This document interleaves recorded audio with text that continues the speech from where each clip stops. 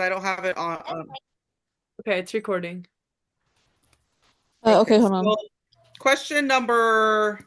So we're gonna do the substance abuse, the heroin one, Yeah.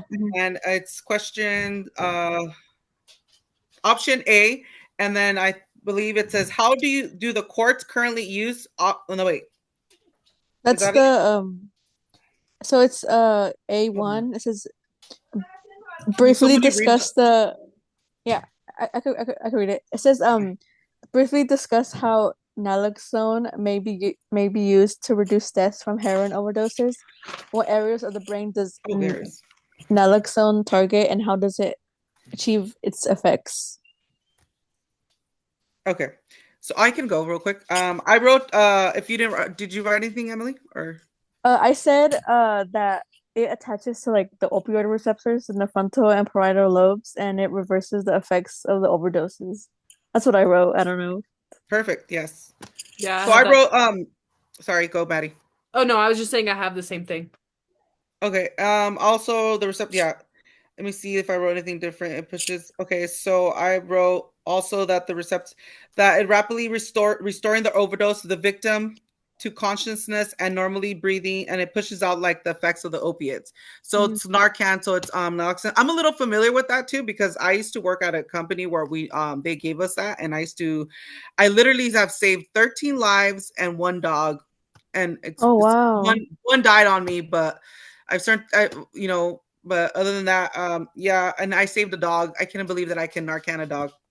Oh, that's awesome. Anyways, but yes, that's the correct answer. I mean, I'm assuming you, Michaela, you don't have anything you want to add? Yeah, I put like basically like the same kind of thing that like it just like targets those parts of the brain and then like it helps reverse the drug effects. Okay, good. Okay. And then this A2 it says discuss the learning theory concepts explaining both A initial drug addiction and B harm reduction approaches to controlling substance use. Okay, so for this one, I had some notes about positive and negative reinforcement with the drug just because I thought that was really interesting because that's like the whole point of like a drug. So I put positive reinforcement because heroin produces like euphoria and like relaxing feelings, and so when you use heroin, it's kind of like positive reinforcement to keep using it because you feel euphoric and relaxed. And then I had negative reinforcement. It relieves pain, stress, and withdrawal symptoms. So it also like you don't want to stop using it because as soon as you stop using it, you go through withdrawal. So it's like positive and negative reinforcement. Yes, agreed. Yeah. You have anything to add, Michaela? I kind of talked about like the classical conditioning of it. Yeah, Like, I or like yeah, did you do like different types or like not kind of mainly like it's like environment or yeah, like, yeah, okay, yeah, yeah. I did like that too. certain smells, foods, it's like Hmm. if you're around that while you were like using, it's gonna like, you have the feeling to go back and use it. You know what I mean? Yeah, Hmm. I had Yeah, that. yeah. Yeah, I I had okay, yeah, repeated you go. drug use associates certain environmental cues. So like people, Mhm. places, and paraphernalia that are around you Yeah. lead to cravings before you even do it. Yeah, I Yeah. said like environmental behaviorism, how like drug addicts tend to stick to like drug addicts and that like doesn't really help them, you know. And then I said like humanism, how like many people who do drugs are like affected by like trauma, so they like try to still keep relieving that pain that they feel, and like, that's kind of what I said.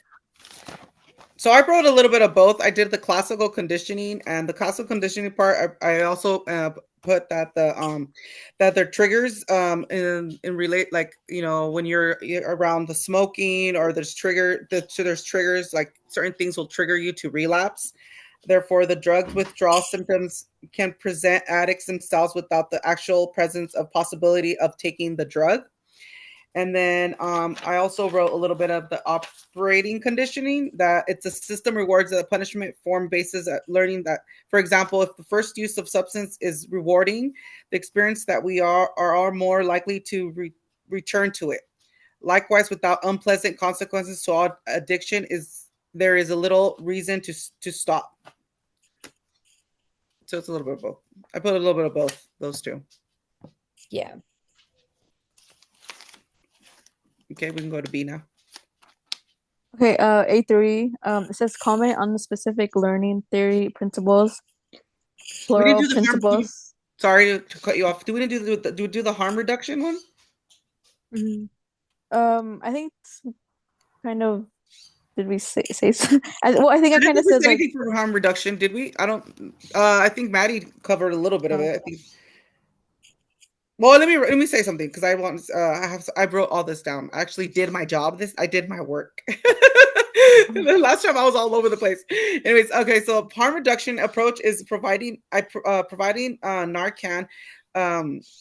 Shelters to opiate users, supplying methadone or ibuprofen as a medication to treat a physical dopamine, providing clean needles to prevent the social hepatitis and HIV facilities.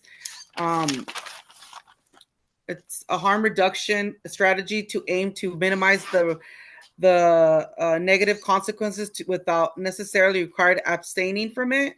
Availability of Narcan. Narcan is a naloxone to counteract overdose. So basically, what I said is that so they have the needle exchange places. They provide Narcan for harm reduction. It's not necessarily saying for them to stop, but also it's helping them minimize the consequences to their use. That's what I said. And they like provide it to like communities and stuff, and like the homeless shelters, so like more people could get like access to them. Yep, easily access, yes, and free. So that's a good thing. Okay, we can go to number 3 now. Okay, it says comment on the specific learning theory principles in Hoffman's statement. Some people might argue that the widespread distribution of a safe, effective, and inexpensive antidote might actually encourage drug use.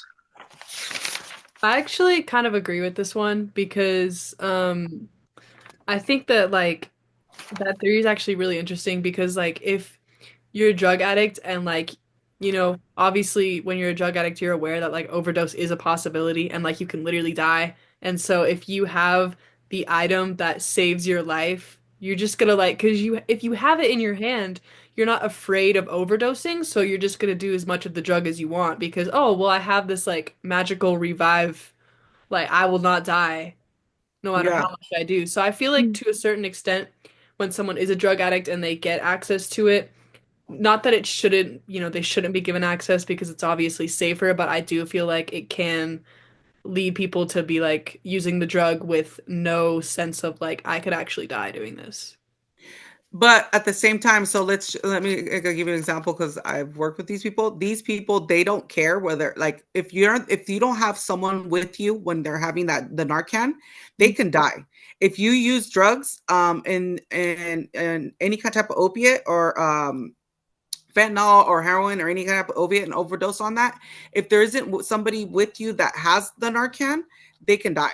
So you have to have someone there. So yeah, it does. I agree on that. That it does make someone feel like, hey, what, F it, we're gonna, go ahead and get high because we have the Narcan. It makes them think and feel like that. But also, they have to make sure that they know how to administer it and do what they're doing because there's been situations where I've been around where they have passed away, or I had to call 911 and because we couldn't revive them, because the Narcan wasn't working.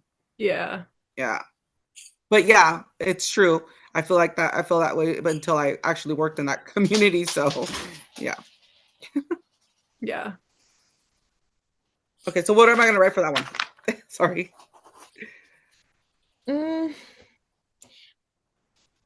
I think it's more like kind of like what she said. I think it's if they know that, like, also you were saying if they know something exists that can help them, they will obviously go and do those other things, No. knowing that they have like a safety net to protect them. But it's always like there's other factors that play into them using and all of that. So So I understand what you were saying, but I get Addie's point of view. No, I understand. Yeah, I agree. But I was Yeah. just giving. I agree with Maddie's. I was just giving a little insight on other situations that's happened. If knowing, okay, so if them knowing they have a safety net to protect them, They will like try- most likely like they continue doing it. they will most likely Continue do to use or be an increase of drug users. Yeah. continue Yeah, continue to use to or increase their drug use. Yeah. or increase drug use. Great. Drug use. Perfect. Okay. We can go on the next one. And then that's the last one for that one, right? Yeah, For for question. BB question 1. Yeah. Okay.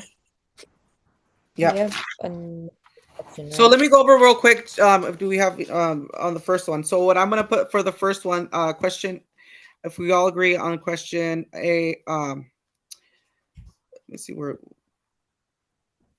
What was it again? And then I'll stop and I'll split the recording again and Oh edit it. gosh, yes. I'm sorry.